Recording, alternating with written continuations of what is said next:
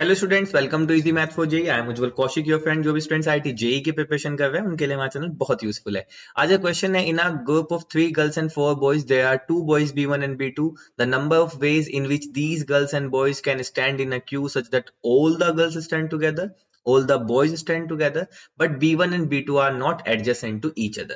तो इस तरह के क्वेश्चन में हम सबसे पहले क्या करते हैं, टोटल वेज फाइंड करते हैं, क्योंकि जब दो लोग एडजेसेंट ना हो, इस कंडीशन को हम सोल्व करते हैं कि हम टोटल वेज में से माइनस कर देंगे जब वो दोनों लोग हमेशा साथ हो। सबसे पहले टोटल वेज फाइंड करते हैं। तो मैं यहाँ पे आपको थोड़ा क्वेश्चन एक्सप्लेन करता हूँ। गिवन है 3 गर्ल्स हैं, तो यहाँ पे मान लीजिए मैंने मान लिया एक G1 है, एक G2 है और एक G3 है। 3 गर्ल्स हैं और 4 बॉयज हैं, तो B1 एक बॉय हो गया, एक B2 मान लिया हमने, एक B3 और एक B4, ये 4 बॉयज हैं। इन सभी को हमें एक क्यू में खड़ा करना है, तो ये हमारे पास हमने 7 प्लेस बना दिए क्यू में, 5 6 7। अब उन्होंने कहा all the girls stand together. देखो जब भी कंडीशन आए ना, जैसे कई बार अल्फाबेट्स में आती है कि ये वाले अल्फाबेट्स हमेशा साथ आने चाहिए, ये वाली चीज हमेशा साथ आनी चाहिए। अब ये तीनों गर्ल्स एक साथ आनी चाहिए, तो इसका मतलब क्या है, इसको ना एक कंबाइन ऑब्जेक्ट मान लो, इसको एक ऑब्जेक्ट मान लो। अब जब भी आप इस ब्लू बॉक्स को पुट करोगे, तीनों गर्ल एक साथ आएंगी, समझ गए। ऐसे ही उसने बोला all the boys stand together, तो जब भी ऐसे बोले तो सारे बॉयज को ना एक ऑब्जेक्ट मान लो, एक ही बॉक्स मान लो या एक ऑब्जेक्ट मान लो। अब कंडीशन क्या है, अब निकालते हैं हम टोटल वेज। तो देखो टोटल वेज क्या हो सकता है।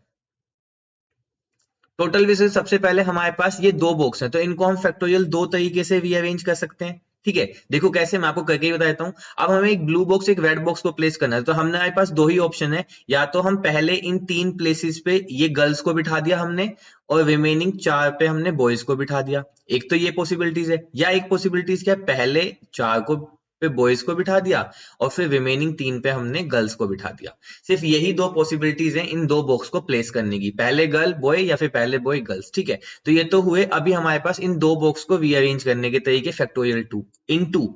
ठीक है, अब देखो हमने कोई सी भी कंडीशन ले लो, तो मैं जो है आपकी सिंप्लिसिटी के लिए कोई भी एक कंडीशन लेके चल रहा हूं, तो मैं नीचे वाली कंडीशन लेके चला इनटू। अब हमने ये प्लेस तो कर दिया। अब जो इसके अंदर गर्ल्स हैं, जो यहाँ पे G1 G2 G3 हैं, ये गर्ल्स भी तो अपना आप में फैक्टोरियल 3 तरीके से रीअरेंज हो सकती है ना, तो इसलिए इनटू फैक्टोरियल 3 इनटू।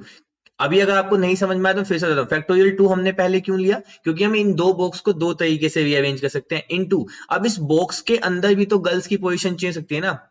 भाई कंडीशन ये थी कि all the girls stand together, तो सारी गर्ल्स एक साथ हो, G1 G2 G3 ऐसे खड़ी हो जाएं, G2 G1 G3 ऐसे खड़ी हो जाएं, G3 G2 G1 ऐसे खड़ी हो जाएं। सारी कंडीशंस में गर्ल्स तो एक साथ ही खड़ी हुई है ना, तो इसलिए हम इनको फैक्टोरियल 3 तरीके से अरेंज कर सकते हैं, यानी कि 6 तरह से इनटू। अब सेम कंडीशन इसके लिए आई, चारों बॉयज हैं, अभी हमारे पास कोई रिस्ट्रिक्शन नहीं है, तो हमने बोला कि हम इनको कितने तरीके से रीअरेंज कर सकते हैं, फैक्टोरियल 4 तरीके से। तो आई होप आपको समझ आया होगा। तो यहाँ से हमारे पास आया 2 × 3 × 2 यानी कि 6, एंड 4 × 3 × 2 तो यानी कि 24। तो बेसिकली ये आया हमारे पास 3 दूनी 6 दूनी 12 × 24, 5 चौक 48, 8 5 288। तो टोटल वेज आ गए हमारे पास 288। अब हमें कंडीशन क्या गिवन थी कि B1 and B2 are not adjacent. अब ऐसे इन 288 केसेस में ऐसे केस भी आए होंगे जब B1 और B2 साथ खड़े हो गए, जैसे मान लो B1 B2 B4 B3, कुछ ऐसा केस भी बना होगा जिसमें B1 B2 साथ खड़े हो गए। तो ऐसी कंडीशन में हम क्या करते हैं, अब हम चलते हैं विद रिस्ट्रिक्शंस। तो हम यहाँ पे लिखते हैं कि veg in which B1 and B2 stand together. ठीक है,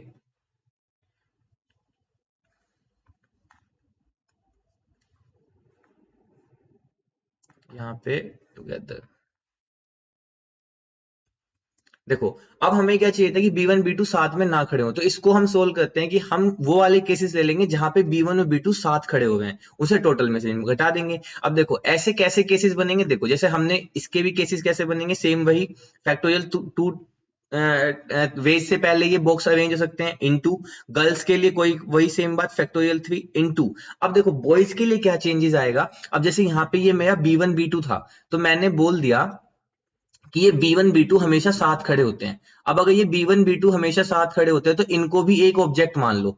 ठीक है, अब इनको एक ऑब्जेक्ट मान लिया, तो B1 B2 एक ऑब्जेक्ट हो गया, एक ऑब्जेक्ट B3 हो गया और एक ऑब्जेक्ट B4 हो गया। तो अब मैं इनको कितने तरीके से रीअरेंज कर सकता हूँ बॉयज को, फैक्टोरियल 3 तरीके से। ठीक है, इनटू। अब जो ये B1 B2 एक साथ खड़े हुए हैं, ये भी तो अपने आप में दो तरीके से रीअरेंज हो सकते हैं ना, तो इसलिए इनटू 2। अगर नहीं समझ में आया तो मैं इसको फिर से एक्सप्लेन कर देता हूं। चलो फिर से समझते हैं एक बार। कैसे? देखो, सबसे पहले यहाँ पे मैं ये B1 B2 B3 B4, ठीक है। सबसे पहले मुझे जब मैं वो वाले वेज ले आऊं जहां पे B1 B2 दोनों साथ में खड़े होते हैं, तो एक ये बॉयज और ये गर्ल्स, ये जो दो बॉक्स थे, मैं इन दो ऑब्जेक्ट्स को फैक्टोरियल दो तरीके से भी अरेंज कर सकता हूं, इनटू। अब इसमें खड़ी ये जो गर्ल्स हैं, ये भी फैक्टोरियल तीन तरीके से भी अरेंज हो सकती हैं, इनटू। अब यहाँ पे क्या कंडीशन बनी, मैं ले रहा हूं जहां पे B1 और B2 हमेशा एक साथ होंगे, तो B1 और B2 को मैंने एक ऑब्जेक्ट मान लिया, B3 को एक ऑब्जेक्ट मान लिया, B4 को एक ऑब्जेक्ट मान लिया। तो अब ये फैक्टोरियल 4 तरीके से भी अरेंज नहीं होंगे, ये अरेंज होंगे फैक्टोरियल 3 तरीके से, इनटू। अब B1 B2 भी तो अपनी पोजीशन चेंज कर सकते हैं ना, रहेंगे तो वो साथ ही दो ही तरीके से, तो B1 B2 हो जाएगा या B2 B1 हो जाएगा। तो इसलिए इनको भी कितने तरीके से कहते हैं, फैक्टोरियल 2 तरीके से। तो यहाँ पे आया 2 इंटू योर 6 इंटू 6 इंटू 2, तो 6 दूनी 12, 6 दूनी 12, तो 144। तो हमारे पास अब हमें चाहिए रिक्वायर्ड वेज, ठीक है। तो जो हमारे लिए रिक्वायर्ड वेज था वो क्या होगा, टोटल वेज यानी कि 288 माइनस, जब B1 B2 हमेशा साथ थे तो यानी कि 144, तो ये आ गया 144। तो 144 ऐसे वेज हैं जहां पे B1 और B2 साथ में खड़े नहीं होंगे। I hope you are able to understand the video. If you have still doubt, you can ask to me into the comment box. Thank you very much. Please subscribe the channel. Be happy.